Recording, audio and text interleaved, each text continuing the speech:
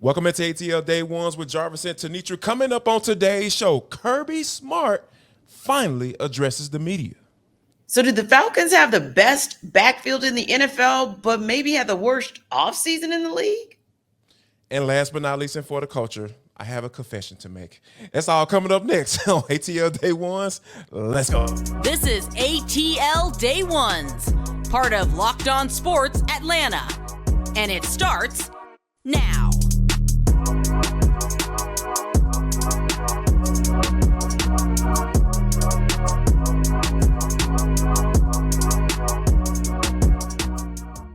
I want to start by saying thank you for making ATL Day Ones your first listen of the day. Remember, we are free and available wherever you download your podcast. And wherever you download your podcast, make sure that you leave us a 5-star review. Really appreciate that from you in advance. ATL Day Ones is part of the Locked On Podcast Network, your team every day. Kirby Smart finally addressed the media because everybody's been clamoring for him to open his mouth about all of the arrests that have been going on, and all of them seemingly to fall under the category of speeding, reckless driving, and young cats having these fast cars and doing what they want to do with that gas pedal. I feel like an old man saying it like that. But anyway, I think one of the things that really stood out to me, though, T, is when you take a look at this situation, and we talked about earlier on the show how he's going to have to make an example out of someone.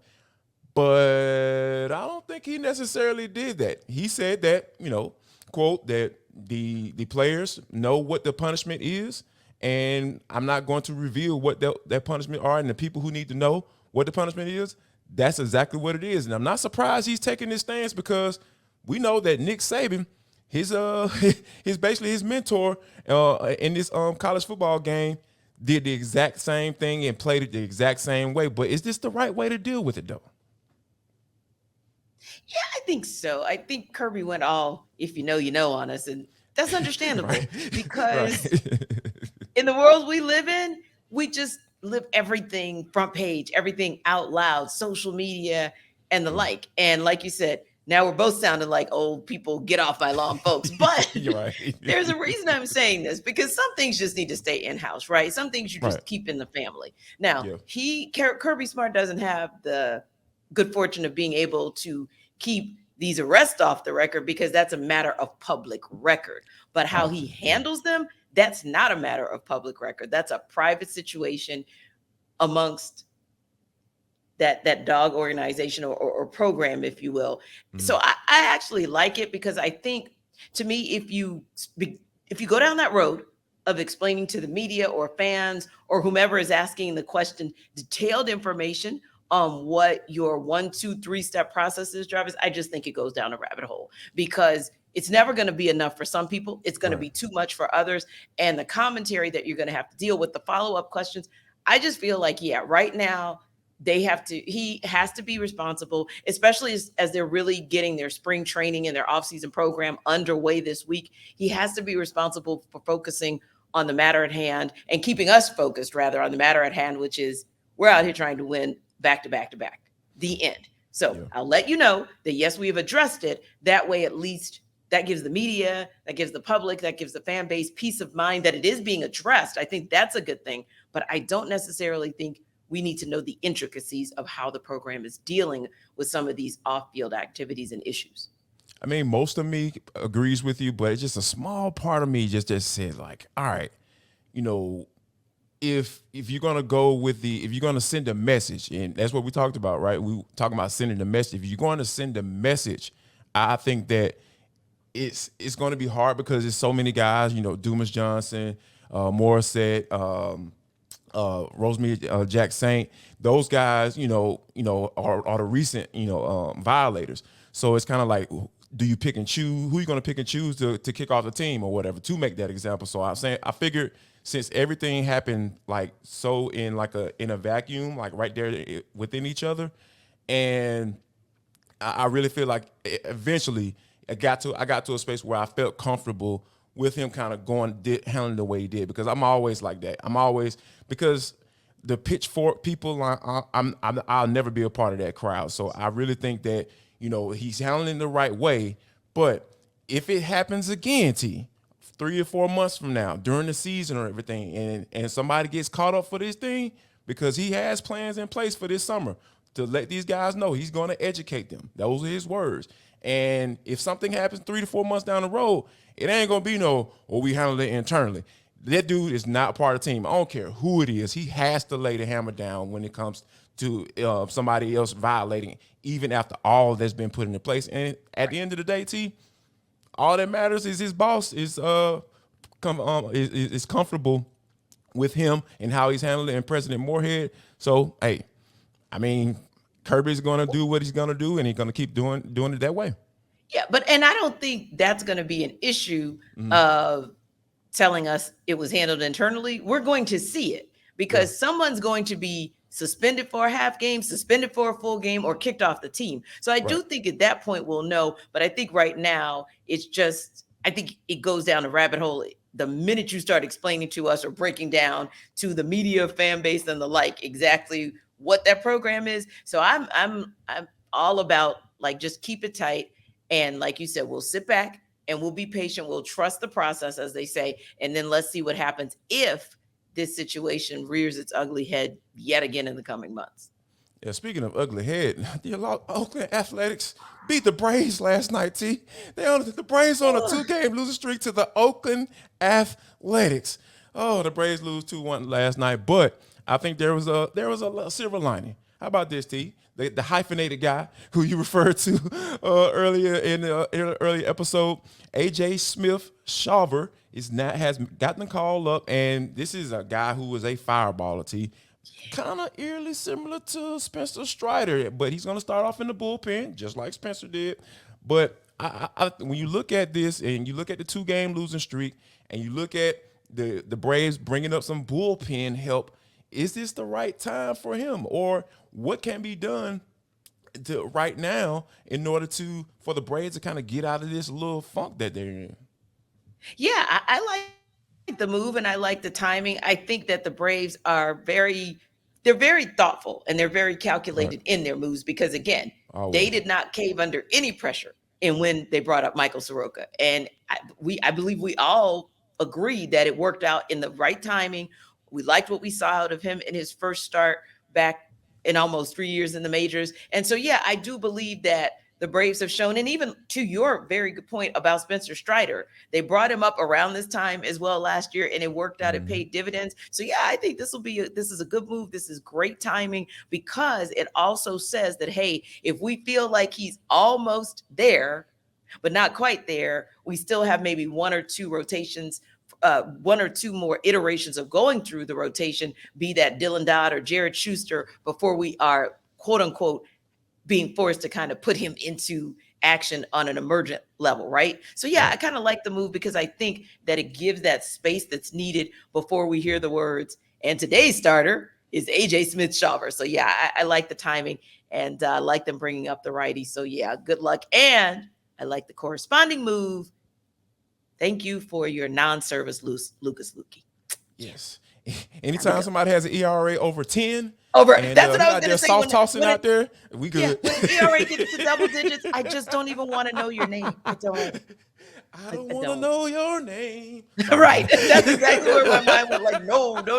It's enough having to deal with these bats that we don't understand why they've gone cold on a team that literally, how did the Braves, number one, stop the A's 11-game losing streak, and then number 2, put them on a 2-game win streak? Houseway, what's going on? And don't get me wrong, I know that sometimes uncharacteristic things happen. So in addition to the Braves bats going silent, Austin Riley had an uncharacteristic error that allowed that walk-off run. I get that, but it does really just have a little bit more of a tinge or a tingle to it when it's the worst team in baseball. And just last week, we were talking about you, at least from a record perspective, being the best team in the National League, i.e., and therefore one of the best teams in baseball. Braves. Absolutely. Yeah, come on, Braves, stop playing around. Y'all killing me. Anyway, in other news, how about this? Y'all don't know, like Tenitra is kind of a big deal, right? So last night, she got a chance to do her first television broadcast for the Atlanta Dream. So T, tell me how it went down. Break it down for me. I know the Atlanta Dream got the dub against the Chicago Sky, but how did that thing come about? Man, it was so exciting because anyone who knows me knows that is one of my, and no pun intended, dream jobs. It really, really is, because I absolutely love the WNBA and I love what the Dream are doing. They've been building up to this for the last couple of years, right? Making some key acquisitions in the offseason, Alicia Gray being probably the most key. And of course, making some serious moves in the draft as well. And we actually got to see all of those things kind of come together last night. Number 1 draft pick from last year, Ryan Howard, had a game high 24 points to go with 4 rebounds. But the thing is, she heated up in the third quarter. So literally it was like by committee. And I say that with all compliments, that first half. And then of course, Haley Jones, who was one of the top draft picks for the Dream this season, finally got her chance to get on. And listen, Jarvis, you know, as a former athlete, when you got to be ready when your number's called. 13 points, 3 rebounds. That's gangster. So I just really love that all around effort. And it's funny because they did it on defense. 83-65 is a monster score for the Dream, but the devil is in the details of the defense, because as Coach Tenitra Wright told us pregame and also postgame, that it was the rebounding against the number 1 rebounding team in the WNBA that they were able to do, one of the top scoring teams, if not the top scoring team. And that's what the Dream were able to do to get their first home win actually this season. So yeah, super excited to be on that particular broadcast. It's nothing like being able to broadcast your first game and it's a win. So keep going. They've got a big one, Jarvis. They got a serious one in the Aces coming to town on Friday. But I think that Coach Tanisha Wright and company will have those ladies ready. WNBA champion Las Vegas Aces. Got to get that right now. Yeah. And so many members of the front office, the coaching staff, players, et cetera, have ties to that Aces organization. So it's always interesting when Tanisha Wright, Dan Padover, all of those are able to go back and put in a little work against their former teams. Speaking of putting in work, the Falcons been putting in work in the offseason and in the draft, bringing in Bijan Robinson. But do they have the best backfield in the NFL? We'll talk about that next. But first, I want to let you know that this episode is brought to you by FanDuel. It is the #1 sports book in America. Guess what, guys? You guys listen to us each and every day, and you make us your podcast people every day. We appreciate you. All you got to do right now is go to FanDuel and make that your #1 sport book in your heart. And guess what, guys? For all the people, all new customers, all you got to do is try out the no sweat first bet. It used to be up to $1,000. Guess what it is now? $2,500. You know, if your first bet doesn't win, that's bonus bets back. If your first bet doesn't win, $2,500. That's a lot of money. Oh my goodness. So if you guys are new to FanDuel, so I want you to go out to check out the no sweat first bet. That's FanDuel.com/lockedon. FanDuel.com/lockedon. FanDuel.com is the #1 sports betting partner in the NBA. So sometimes what we think here locally or media assessments locally aren't quite the same as what is stated on a national level, right? Because, hey, you think to yourself too, are we a little bit too close to it? Sometimes, however, being close to it is not a bad thing, especially when somehow, some way, your assessments locally bump into what national assessments are. What are we talking about? We are talking about ranking every NFL's teams 2020. Okay, we're starting that over because you can't even fix that. There's no editing that'll fix it. Okay, so we'll start over. 3, 2, 1. Now, locally, we actually have always believed, even though we may not have agreed on Bijan Robinson as the number 8 pick, not so much about Bijan, it was the number 8 pick. What we did agree on, however, was that he made the Falcons' backfield exponentially better, right? Yes. Well, it appears that there are some national writers who feel the same. In fact, For the Win, that's part of USA Today, ranked every NFL team's 2023 running back rotations from the Cardinals to the Falcons, worst to first. So Cardinals, worst. Number 32 in the league with the likes of James Conner, Keontae Ingram, and Corey Clement. But then you get to the cream of the crop, Jarvis. And I'll actually take us real quick from number 5 to number 1, because that's some really good company that the Falcons find themselves in. So the Seahawks are ranked 5 with Kenneth Walker III, Zach Charbonnet, DJ Dallas, and then number 4 goes to the Detroit Lions, which I love because local product from Georgia Tech and Alabama, Jahmyr Gibbs, Craig Reynolds, David Montgomery. Number 3, your Colts with Jonathan Taylor, Zach Moss, Deion Jackson, and number 2, the 49ers. And the reason I say that is because when the 49ers picked up Christian McCaffrey last year, Eli Mitchell, Tyrion Davis Price, everyone thought, wow, that McCaffrey pick, that would vault the 49ers into otherworldly status, which he definitely was a good addition. But I say that to say, for him to have taken the field and done what he did last year, and for the Falcons to still be ranked number 1, according to this article, with the likes of course, Bijan Robinson, Tyler Algier, and Cordero Patterson, you absolutely have to love it, because what they're basically saying, Jarvis, is this. The Falcons made their game plan terribly clear in 2022. We are going to run it down your throats, and we dare you to stop us. But here's the thing. They said, wait a minute. As good as we were in running it down your throats in 2022, we're going to get better in 2023 at running it down your throats, because we got a guy who can do that and then some in Bijan Robinson. So, Jarvis, do you agree with the ranking at number 1? Absolutely. Because when you think about like what those running backs bring to the table, and I'm going to use a buzzword, the versatility, right? Because let's start with Cordero Patterson. Now, Cordero Patterson is originally a wide receiver, so there's a formation factor that comes into play when he's like, okay, so when Cordero Patterson and Tyler Algier in the game, is he going to line up at running back, or is he going to line up at wide receiver? He's going to line up outside. You know, Cordero Patterson has that versatility, right? Now you bring in Bijan Robinson. Bijan Robinson has been, I'm gonna let y'all know, in on a little secret. Arthur Smith had him lining up outside too. So those are the type of things that I feel like is going to make you be versatile in what you bring to the table on Sundays and what defenses have to prepare for.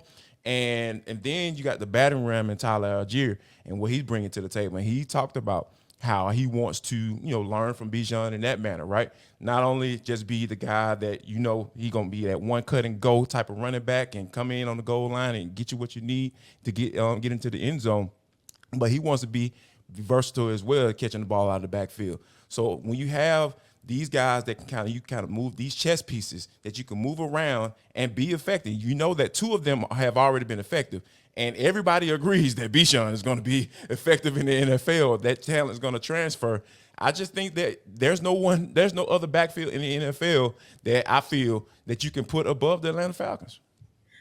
I would agree. And I think the versatility that you mentioned is important because, ultimately they're selecting these guys because of their ability to run.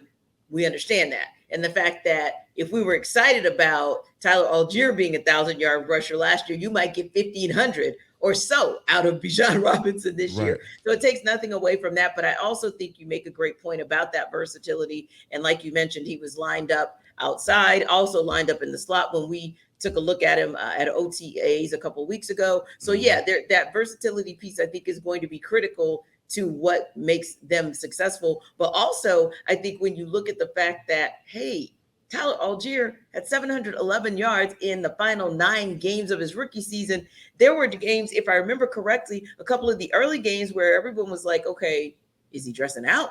He didn't even dress out the first game of the season. Exactly. So people forget about that, because folks love to say, oh, well, it was a 17-game season. Not for him, it wasn't, because he didn't dress out all 17 games. So if you got to give credit where credit is due for his ability, and also for his ability to average this guy was closing in on 6 yards per carry. That's pretty darn impressive. I also think one of the positives in having these 2 is that it gives Cordero Patterson the ability to come in and be exactly what you said he could be, like Tyler Algier, also a bruising back. My thought about him is he's another guy who gives you an option in that low red zone to be able to punch it in as well. And ultimately speaking, I think when you have that 3-headed monster, you can just go out there and do what the Falcons did last season, but do it better, which is just absolutely, positively sit on the clock. And speaking of that, that could be one of the most beneficial aspects of why this running back core is going to mean so much to the Falcons, Jarvis, because you look at what they're able to do in controlling the clock and how that can ultimately help their defense. Yeah, like just from a rest standpoint and just Yes. being rested. And and one of the things that, the Falcons have to be better in, and that's in the red zone, right? That running game and that versatility and being able to throw different formations and having those guys all in the game at the same time. A lot of times defenses aren't going to know exactly what you're going to do, and that's when you talk about in that immediate, in those tight windows, when defenses have to make decisions really quickly, that can be to your advantage each and every time. But on the other side, like you talking about, not going 3 and out, sustaining drives, I think those are going to be some of the things that is going to help the defense and from a rest standpoint. And a lot of times when you're scoring more points in the red zone, that's going to put the defense in a situation where the offense is going to be playing catch up. And what happens when they play catch up? They have to throw the ball. So, and those are some of the things that, help or going to help this team holistically, I feel, because like you said, they were a really good running team last year. And you add to that room, they're looking at being looked at as the number 1 running back room in the league. And they're probably the most versatile running back room in the league as well. So I think all those things kind of factor in helping out the defense. And then when you have some guys who are a little bit longer in the tooth teeth, that's going to help you in the long run as being a sustainable defense. Because at the end of the day, you don't need a dominating defense this year in particular. You just need an effective one and some ones that can get you some turnovers and get you some short fields to work with. Yeah, and if you have the ability to put that kind of pressure on the other offense where they are forced to throw, especially in late game situations, your youngest core is your secondary. Right. So in order, like you said, if you can keep a Calais Campbell from having to play an inordinate amount of snaps, that's in your favor. And right. If you're getting in the position to where you're like, you know what, we'll put it in the hands of an AJ Terrell or a Jesse Bates, a Richie Grant to be able to do this. That's your fresh legs. Those are your young legs. Yeah. So let those guys cook, because you've done what you came to do. First of all, you kept the ball out of the other team's hands because you kept it on the ground. That's number 1. And number 2, you were able to be more effective in the red zone when you kept it on the ground. And that's something that we've been watching. And we've seen an uptick. One thing about Arthur Smith's offense is we've seen an uptick in the red zone from the Dan Quinn days. And I don't doubt that we're going to see the same here. The other piece there is this. When those situations come up where, maybe the Falcons aren't able to convert on third down, but if you are at least eating up yards, if you will, what does that do? That helps your special teams. That helps to be able to pin that offense deep in their own territory. Again, advantage to the defense. So yeah, I like what the article was talking about. And to your point as well, when you look at those top 5 offenses or those top 5 running back cores, right. All of them have at least one, if not all 3, like a Jahmyr Gibbs, like a David Montgomery, like a Christian McCaffrey. All of those guys are the versatile backs who are also pass catchers. So yeah, the formula is definitely noticeable in the top 5, but I do believe that the Falcons will be the ones who actually set the stage in helping you to understand not just what the formula looks like, but executing on that formula as well. But let us know you guys' thoughts. I mean, we know right now it's only paper. Everybody's just on paper for the most part for the Falcons. Other teams have some more veterans in their backfield. But everydayers, do you like the fact, and do you think that this indeed is or could be the best backfield in the NFL? Let us know your thoughts. Check us out on YouTube. Don't forget to drop us a comment. We are always interested to see what you think about not just our thoughts, but also the show overall as well. Now, don't just stop at YouTube, because, hey, if you're driving down the streets of Atlanta, we do not want you watching us. That's what we want you listening. So make sure you download us wherever you download the rest of your podcasts, or when you're in this crazy traffic, you can hear the amazing tones of one Jarvis Davis and one Tenitra Batiste right here on ATL Day Ones. But T, this is For the Culture. It is the intersection between sports, entertainment, the culture, and sometimes whatever the hell we want to talk about, because that's just how we get down on this show. Today is no different. T, when you think about movies and how many that you've seen or haven't seen, I think that it is very good to acknowledge that there are some movies that are going to go into the 35-year anniversary since they dropped. How about this for a lineup of movies that came out? School Days, Coming to America, and I'm gonna get you sucker. And you know the first question I'm gonna ask you, T. Have you seen one or all of those movies? All three.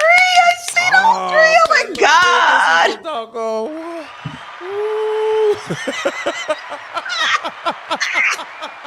Black card is in yes, check. Yes, effect, black card's protected.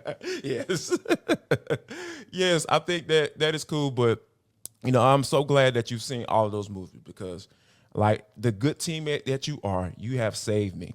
Because T, got a confession to make. It pains me to say, I have not seen School Days. What? No, What? I haven't seen it. Wait, what? Nope. Maybe clips, but I've never seen the whole movie. Nope. Send help, people. Send help. He's from Atlanta. The movie was basically about the AU Center. It was filmed there, and I don't know. I just knew you were going to say you've not seen I'm Going to Get You Sucker. I would have totally given you a pass on that. Yes. Yes. But it is shameful. Black exploitation, yes. I love it. It is shameful. It is really shameful. I think at a minimum, your card should be suspended. At a minimum.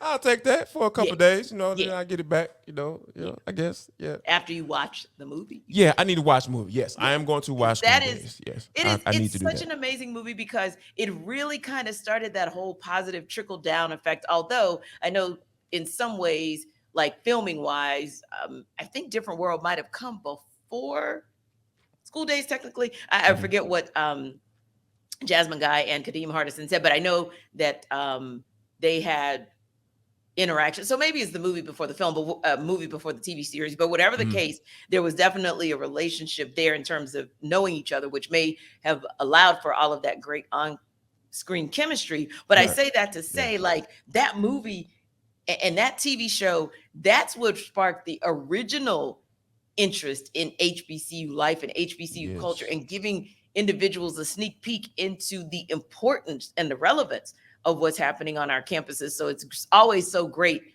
I think that obviously there's been a resurgence in interest because of the TV show and it celebrating one of its anniversaries. Now here comes the movie. So no, I think it's awesome. And yeah, you absolutely have to see it. Like it, I mean, it's going to do is just take you back to your Albany State days, because I'm sure everything you see in that movie, you will have seen on campus up front and personal. No doubt about it. And you think about, the Cosby Show just introducing, excuse me, what was that word? Introducing HBCUs because, Bill Cosby always used to rock the sweaters. And I was like, what is Morehouse? Even though I lived in Atlanta and I was a young kid, I was a first generation college goer. So like those things that I saw as a kid, as I got older and started to understand, that, hey, I'm going to go to college one day. I was like, I just revert back to, this is stuff. Even Martin used to rock the HBCUs as well. So all of those, the introduction and then basically giving you a snapshot of what HBCU life looks like or that Greek life looks like on HBCU campuses, it's absolutely amazing. And yes, that is my homework. I'm going to go check out School Days. I might actually, matter of fact, I got a little time on my hands once we get done here, and I might go check it out right now. But guys, I want to say thank you for making ATL Day Ones your first listen of the day. Remember, we're free and available wherever you download your podcast. And also, if you are an everydayer, drop it in the comment box right there. It's right there. All you got to do is say, hey, I'm an everydayer Jarvis. I'm an everydayer Tenitra. Please go ahead and do that. And we appreciate you guys for rocking with us each and every day. Hey, before we get out here, I always got to tell you this, guys. If you don't do anything else, make sure that you share love, show love, and most importantly, spread love.